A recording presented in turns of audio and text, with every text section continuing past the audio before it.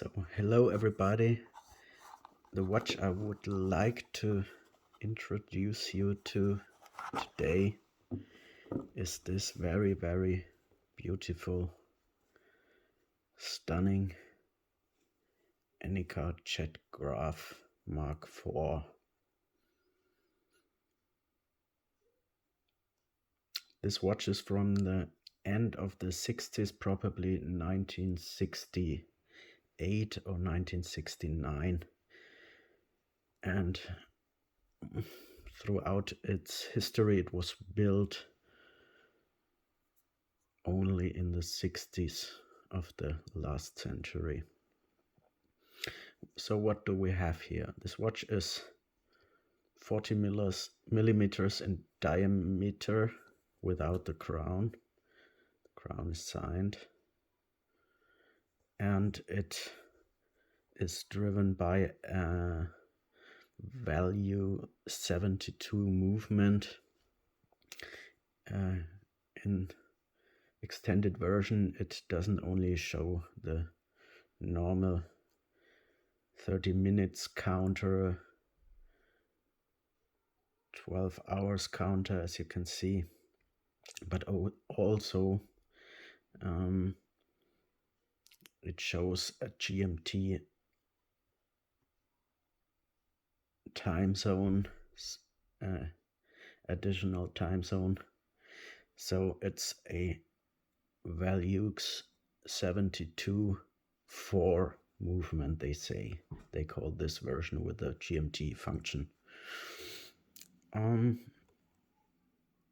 It has a stunning metallic bezel with an additional red ring here to show additional time zones. I don't know if anybody used this, but I think one can say that these Jet-Graphs from Enicar were mainly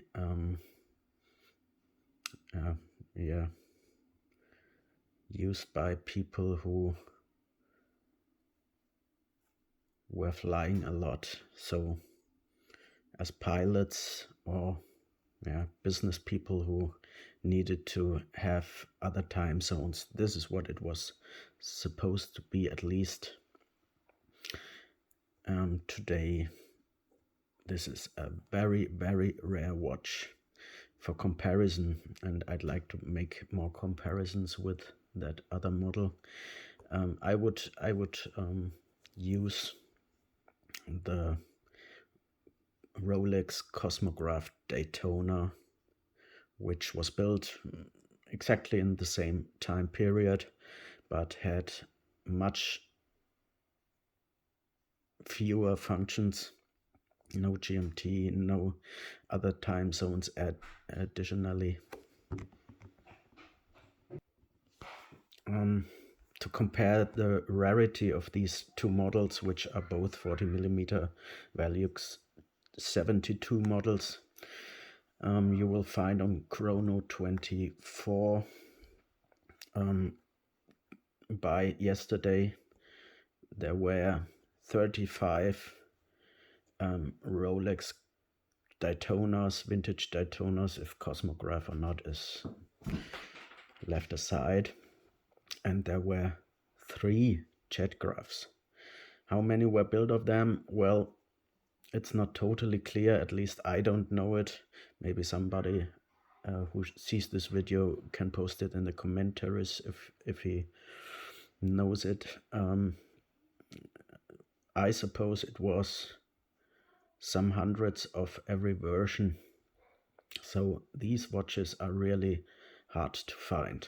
And compared to the Daytona, in my opinion, they look much better than the Rolex chronographs from this time. Much more progressive, much nicer, much, just a nicer style in my eyes. And the other comparison is the price. This watch is available for normally between 6 and 10,000 euros, while the Daytona start today at 50-60,000 euros in, while they are in bad condition if you get them for that price. Most of the Jet-Graphs are also in used condition. This is a very rare example, which is not new old stock, but is very, very, very good conditioned. The only first maybe about the bracelet. It's a classical beds of rice bracelet, which I mounted here. The watch originally came with a leather bracelet.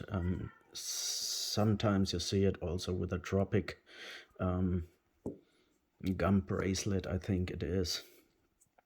But I like the beds of rice bracelet.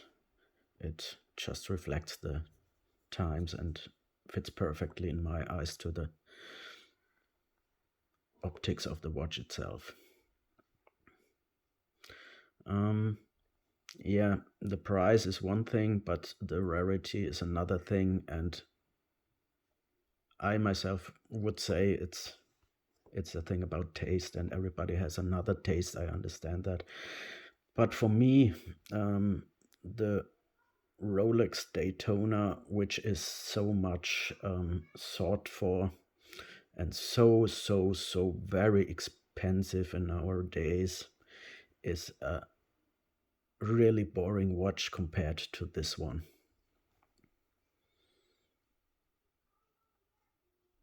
But you will have to decide yourself.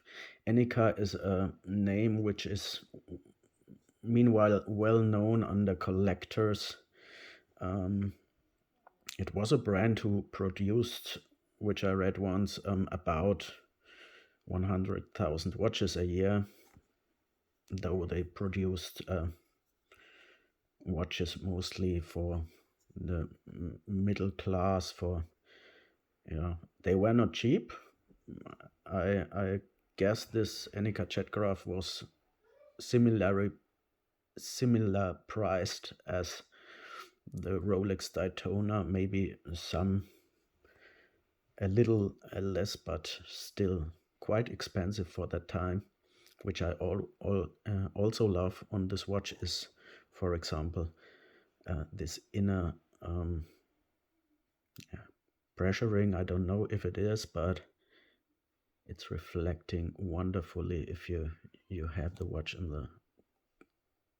the different light spectrums. I really love that watch. It also has a nice case back, which I try to show you now. It has some scratches though. What I should add if I talk about the case is that this is an EPSA case, which is about of the highest quality of case manufacturing of those times. Rolex already used normal screw cases, screw down backs, and while Enicar used this bayonet enclosure for these backs, and this made from EPSA, just wonderful.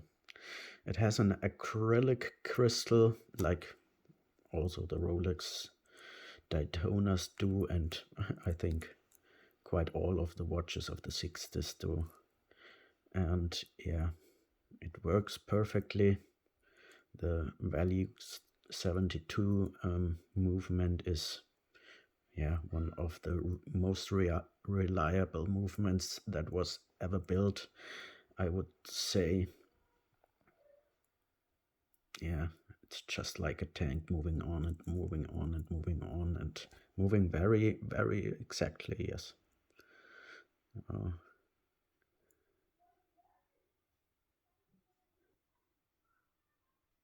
on the back there is serial numbers, and also this shell with a pearl inside, and it's reading Sherpa 300.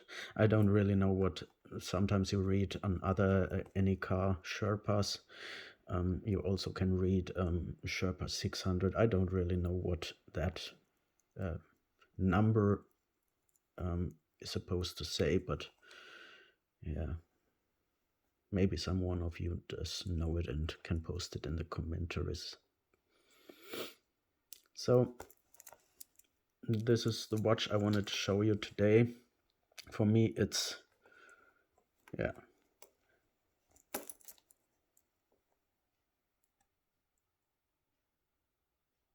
it's much nicer than all other chronos of the time, especially because of this unbelievable bezel out on this outer bezel, which is partially black and white and partially white and black, and the red ring is also just beautiful. I love the style of this watch. It's absolutely unique, and for me it is at least one of the prettiest models of a chrono that I have ever seen. There are some other pretty models, yeah, maybe also the Rolex cosmographs or daytonas or whatever they are, but there were brands that were advanced to most of the other chronos, which you pay a lot of money for today. So I hope I could show you something nice. I do not wear this watch very often though, because I just don't want to make any usage to it. So I prefer wearing my other Enicar models, which there are some that are already quite expensive today.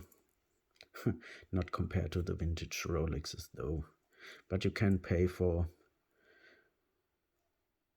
in 5 digits. Not only for this model, there are even rarer models than the Jet-Graph from Enicar. Some of the models, for example the Supergraph, there were just a few hundreds totally that were produced, and we know about 50 or so on the world that still exist. And this is a watch that was produced more often and shows up more often, but which is compared to other called rarities, much rarer, much nicer, and even higher quality. This is my opinion. I accept if someone says I see it another way. Please tell me if you want. And thanks for watching my video. Goodbye.